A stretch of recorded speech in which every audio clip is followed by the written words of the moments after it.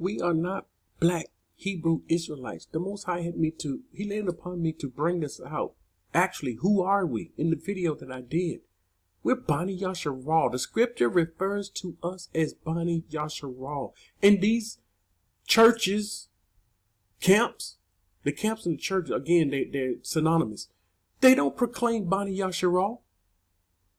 So we see the bodies were found on June the 9th, 2011, when the landlord in Durham called a plumber to check out the horrible smell coming from his backyard because he thought the smell was the sewer backed up. He thought it was the sewer. He smelled the body of the woman that was out there. Soon after, they discovered a partially buried plastic bag and called the police. We see something buried in a plastic bag. It has a horrible smell, and we don't think it's an animal. It seems it could be possibly another human. This is what the plumber told the operator. And the police discovered the grisly scene that the grisly scene that the bag held. They knew this was the body of this woman that was murdered.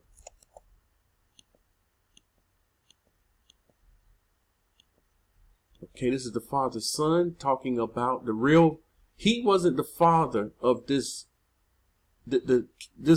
leader. He wasn't the father of this son. This was another man's son. What did they do? I want to get to this case of the son.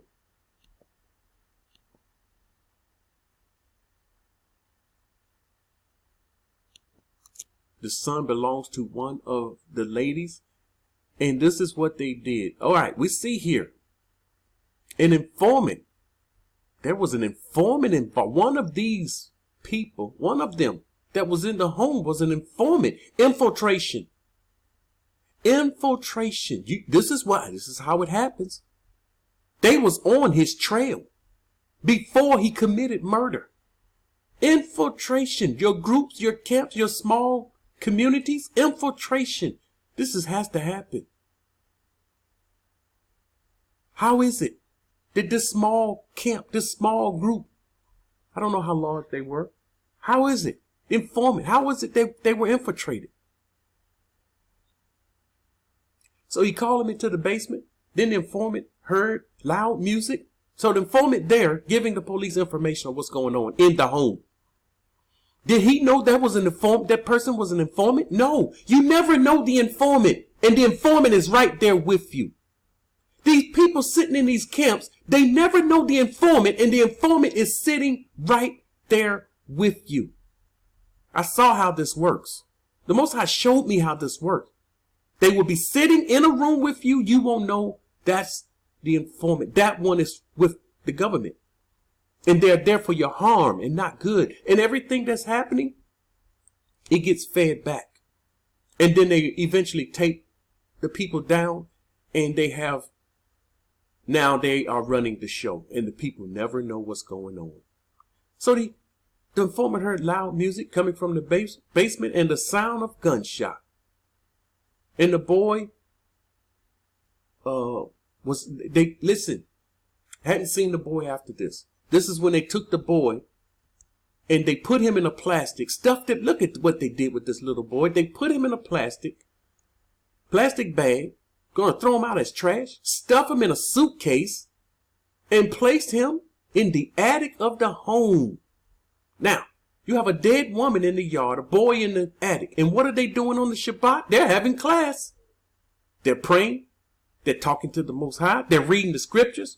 They're supposed to be living righteously, and you have a smell coming from the backyard and the attic. These people are wicked. What's that you people come to the comment section? Are they really that bad? See, people don't know how bad the camps are. And when they see me saying things, they say things like, are they really that bad? We have murder in the camp. Now tell me, are they that bad? I don't have to tell you. You can answer this. Are they that? They're not that bad. Surely the camps are not that bad. They have the Bible. They're teaching, and they're also murdering in the name of the Most High. Telling the world the Most High told them to do that. We see Edom doing this. He on these drugs, hallucinating drugs, killing people, hearing voices, and saying, God told me to kill this one and that one. So, the little boys in the attic, the ladies in the yard, when the small body began to stink, Moses Leslie got the informant to remove the body. So he got the informant to remove the body when he began to stink. What kind of madness is this? Don't you know when you murder someone? Don't you know when you kill someone, the body will begin to rot and stink? And in a closed area, it's going to be very, very strong. The informant also told the police that Sis shot McCoy when she tried to leave the group. When the informant began talking to the police earlier this year, the cult moved to Colorado for a short time and then went back to North Carolina. So this informant was letting the police know everything that was going on, and somehow or another they probably closed in on him a little, and then he moved. Murder in the camp. This is McCoy, the lady that he was going to marry. She was unmarried, looking for love, husband, want to be loved. Most women, this is normal, this is natural, only to be murdered. That's not what she was at. This is not what she was after. To be lied to. He lied to her. Those were his wives. If he had told her this, she would not have went into that home. But see, young women, listen very carefully. Be careful listening to these. They call themselves Hebrew Israelite. These men are dangerous. Your life is not worth it. They're going to lie to you. They're going to tell you everything you want to hear. They know what you want to hear. They know you're lonely. And they're going to supposedly provide you with comfort and love you so much seek. Only to murder you when you don't go along with their plan. See, they'll call you wicked. You want out. This lady wanted out. She wanted out.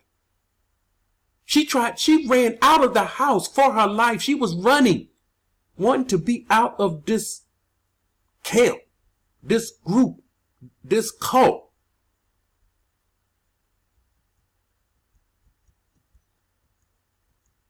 Another reason I had to do a video on the cult. These camps, nothing but cults. What does a cult mean? We don't understand this stuff. This man was ruling over them. He was the leader.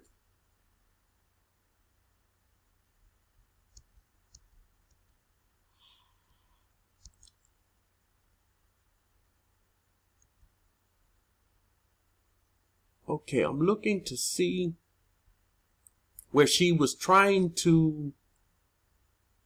All right. She told someone she needs to get out of that cult. She was told, you need to get out of this cult. And she knew she needed to get out of the cult. And she tried. What did this say? She's like the rest of them in that group, brainwashed. So these people, she understood they were brainwashed. The other members, remember, this go along with their cult being brainwashed to the point where you will murder. So the murderer woman's sister, this is the sister, the boss, told local news that McCoy was scared of the group. This is the part I want you to see. She was scared of the group. Recalls her sister telling her, you don't understand how it works. They kill people. She knew this. Once she knew this, this is when she ready to get out. I wonder if they've killed before. And if so, who? Probably have. And these are the charges they were charged with. Now, I want you to see this. This was aired on television. This story, TV One, they aired this. They have a television series called Fatal Attraction. This was season 1, episode 22.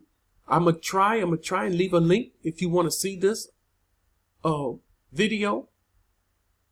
It was called Killer Cult And it goes inside of this story and showed you exactly what happened. What they do, they recreate the story using actors and giving you a vivid picture of what happened.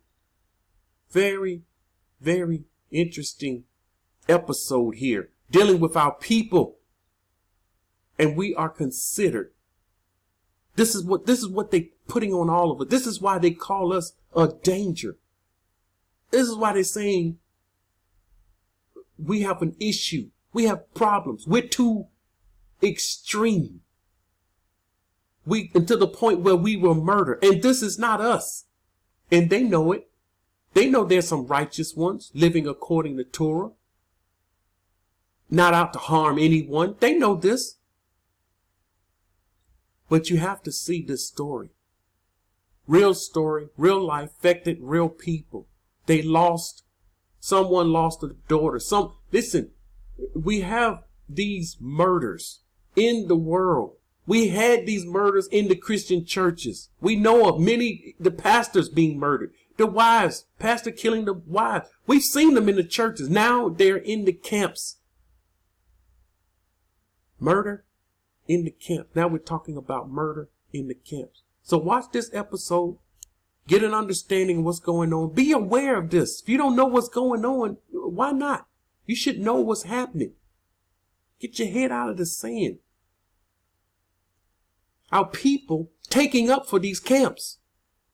They're taking up for the IUIC, they took up for the guy that did the murder. They took up for him. Go watch the videos. They took up for him. I heard them. How is it you're taking up for him? And you're attacking others that's reporting on this story.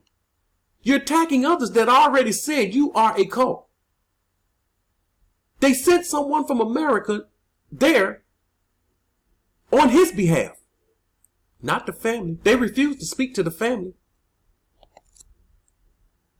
Proverbs 15:20. A wise son makes a father glad, but a foolish man despises his mother. We are seeing foolish men. These examples are foolish men. And these foolish men will have nothing positive, nothing good will come out of the situation. Feeding these women lies. Proverbs 12:7. The wicked, listen, the wicked will be overthrown and be no more. This is what this is saying. The wicked are overthrown and are no more. But the house of the righteous, this is Yahuah. This is them that keep Torah. The house of the righteous will stand. The Most High's word will stand. Those that stand with his word will stand. The righteous will stand. The scripture says, who will be able to stand when Yahuah come? Who will be standing? Who will be left? Where are those righteous in the wilderness? 2/3 will be cut off. Where are the righteous? 1/3. They will be standing. Jeremiah 31:12. We have to understand this.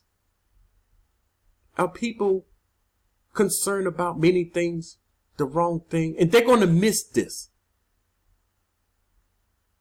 They understand things not right.